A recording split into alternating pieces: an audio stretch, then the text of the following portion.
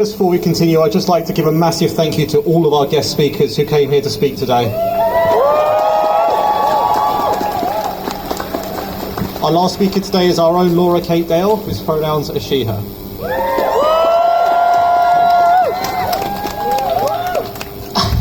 Thank you so much, everyone who's come out today. This is the first time I'm seeing the whole crowd, and thank you.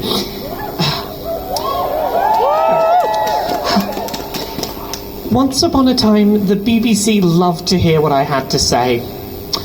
They saw me as an expert and would regularly point to me as someone who was worthy of being listened to, so long as I stuck to video games. When some kid would win a Fortnite tournament and the BBC News needed to know what this game all the kids were playing was and why it was popular, I'd get calls from 10 or 12 different regional BBC radio stations asking me to tell them Googleable facts that it's a 100-player shooter, blah, blah, blah, blah, blah. It's an explanation they could have gotten from any simple internet search. But they got me back again and again to share it, because they saw me as an expert whose opinion was important to hear. The same has happened for years for me. Maybe it's Fortnite, maybe it's Doki Doki Literature Club and they want someone to explain about why it looks cute but it's horror. I've been in this very building many times. I sat in this building to talk about Doki Doki Literature Club. I've talked about so many video games in there. I've sat in their bright TV studios justifying the existence of various forms of media because I was an expert they wanted to hear from. I was seen as well-spoken, knowledgeable and worthy of hearing from without any need for balance. They didn't need someone who hated video games to be placed opposite me because they knew as an expert my opinion could stand without counterbalance. They didn't feel the need to turn my opinion on video games into a debate. For years I existed on a little piece of paper or a virtual database somewhere in the BBC.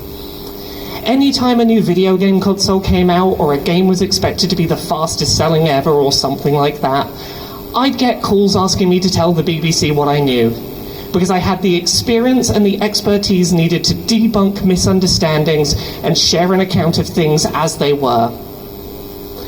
The one time I mentioned being trans in a pre-recorded BBC radio interview, it was edited out and did not make it to air.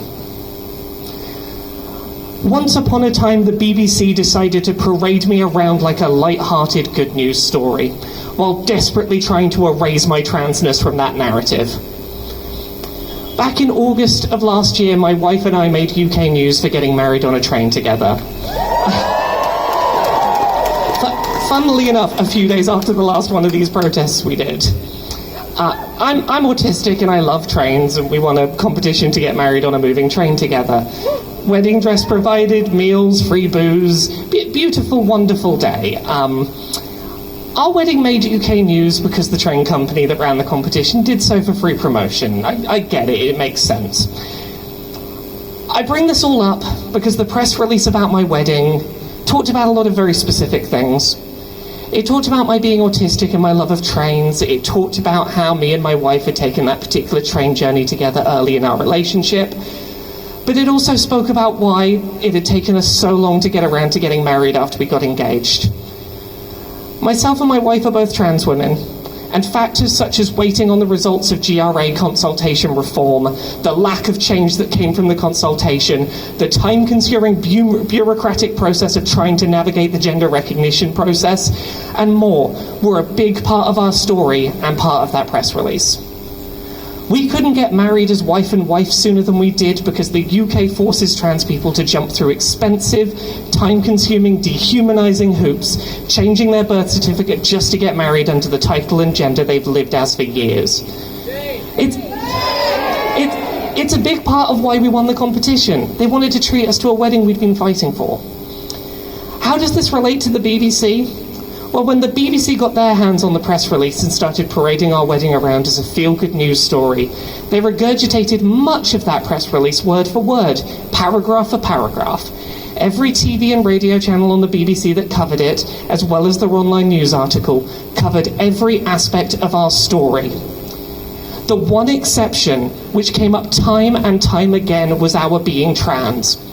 That was conveniently left out of our story more often than not.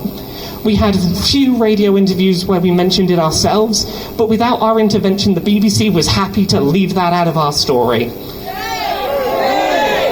They were plenty happy to talk about the cute, happy train lesbians having their unique, cute wedding.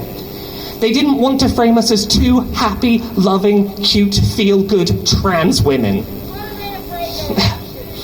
I cannot prove that this was malicious or deliberate or coordinated, but I sure couldn't shake my suspicions about how it all played out.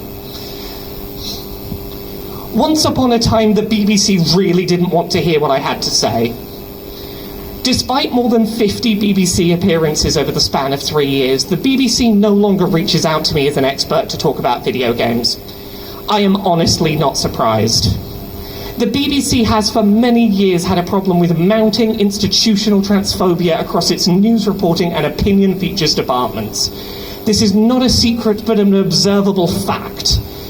From their increasing platforming of anti-trans activists and hate groups as unbiased sources, to their behind-the-scenes rule that trans people cannot appear without anti-trans balance, their spouting of misinformation about the trans community, to their growing unwillingness to correct even basic misgendering in quotes they publish. This has been a long-time issue that, over the last 5 or so years, has only gotten worse. As those of you here today likely know, this came to a head a few months ago with an article on BBC News that stopped legally shy of accusing trans women as a societal group of being potential rapists and a threat to cis lesbians. They may have used the term some, and they will insist that this is enough to imply that this was a story about a minority of experiences, but you just have to look at social media reaction to the piece to see that it was read by the general public as a warning. It was read by the general public the way we all knew it would be, that most trans people are potential rapists and we should stop them by clamping down on their rights. We could talk all day about the problems with that piece, from its uncritical platforming of hate groups to its burying of quotes from trans people that countered the narrative, from the Lily Cade manifesto to the BBC's unwillingness to properly take responsibility for what they had done. It seems like such an easy win, but I want to focus a minute on my relationship to the BBC as someone who they have for years seen as an expert. I, along with the rest of Trans Activism UK, wrote an open letter to the BBC signed by over 20,000 people within just a few days, explaining in depth, in our expert opinion, along with those of the team, every problem we saw in this mess of an article. The letter grew to the point where BBC News had to write a story about the open letter. They did not reach out to the letter's writers for comment, and we know they could have done. The BBC knows how to contact me.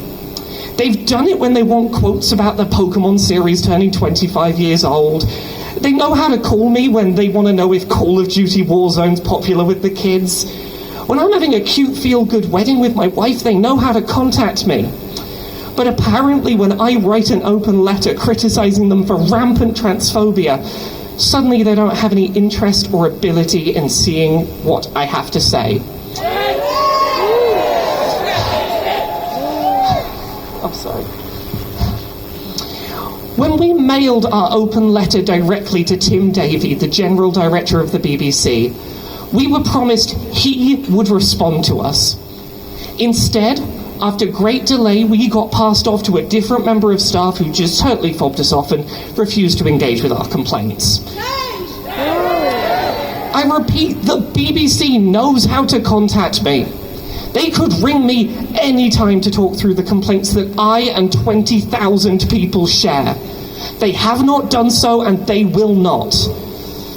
I cannot prove the BBC stopped asking me about video games because of the open letter. Maybe it's just a coincidence. But just in case it's a coincidence, let me be clear today about how I feel about the BBC. I have no interest in ever explaining video games on your TV shows or radio broadcasts until you get your act together on trans coverage.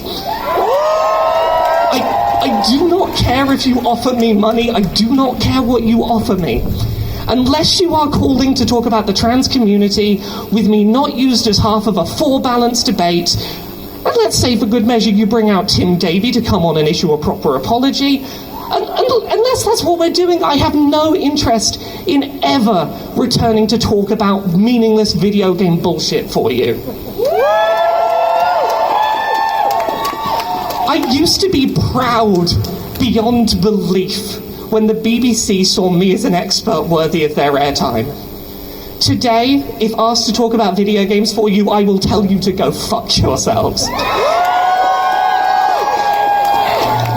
If you don't consider me an expert when I'm talking about my own lived experience and how it feels to be presented as a potential predator by your shitty low-effort attempts at journalism, then I don't want anything to do with you, BBC. Once upon a time, the BBC loved to hear what I had to say. Now they're going to hear what I have to say whether they want to or not, even if I have to come uninvited and shout it outside their door. Thank you.